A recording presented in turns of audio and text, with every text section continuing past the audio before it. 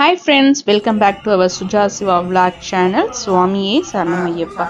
இன்னைக்கு சிவா சபரிமலைக்கு யாத்திரை கிளம்புறாங்க இருமுடி கட்டி. அதனால காலையில நம்ம இருமுடி பைய வச்சு சாமி கும்பிட்டு இருமுடி கட்டுற கோவிலுக்கு கிளம்ப போறோம். வாங்க ஃப்ரெண்ட்ஸ், வீடியோல பார்க்கலாம்.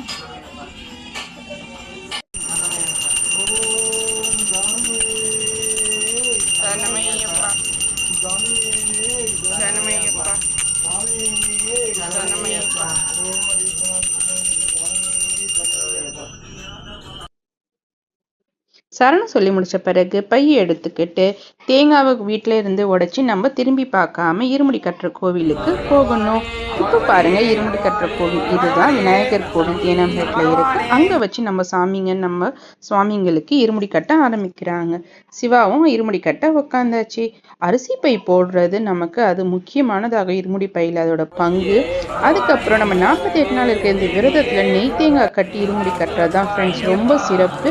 நெய் தேங்காய் ரொம்ப நம்ம பக்தியோட இருந்து ஐயப்பனை கட்டுறதுனால நமக்கு நிறைய நன்மைகள் கிடைக்கும்.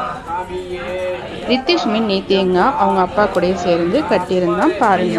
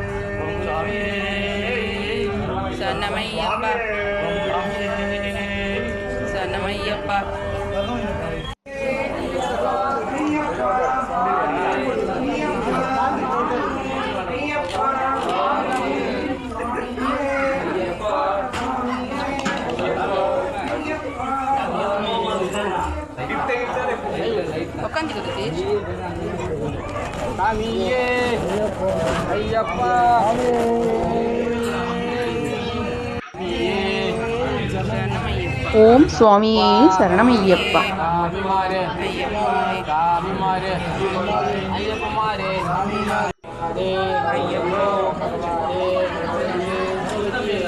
இருமுடி கட்டு கட்டி ஏந்தி இப்ப நம்ம சுவாமியோட கட்டை தலையில ஏந்த போறோம்.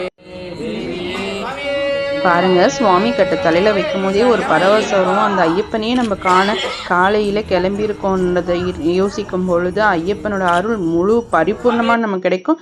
பார்க்குற பக்தர்கள் உங்க அனைவருக்கும் கிடைக்கணும்னு தான் நாங்கள் இந்த வீடியோவே அப்லோட் பண்றோம். எல்லாரும் கட்டின இருமுடி பையன் மொத்தமா வச்சு இருமுடிக்கு ஆரத்தி காட்டி அதுக்கப்புறம் பஸ் கிளம்புறதுக்கு முன்னாடி எல்லாருக்குமே இருமுடி பட்டை எடுத்து குருசாமி வைக்க ஆரம்பிச்சிருவாங்க. பாருங்க, சிவாவை இருமுடி கட்டி வச்சு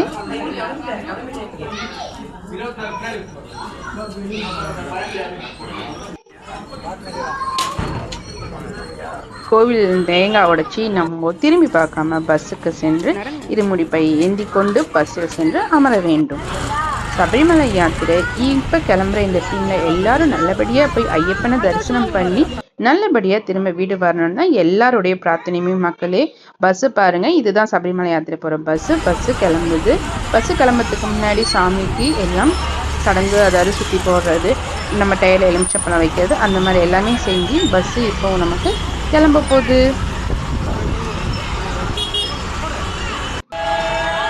எல்லாரும் இப்போ யாத்திரை கிளம்பியாச்சு, பஸ் கிளம்புது.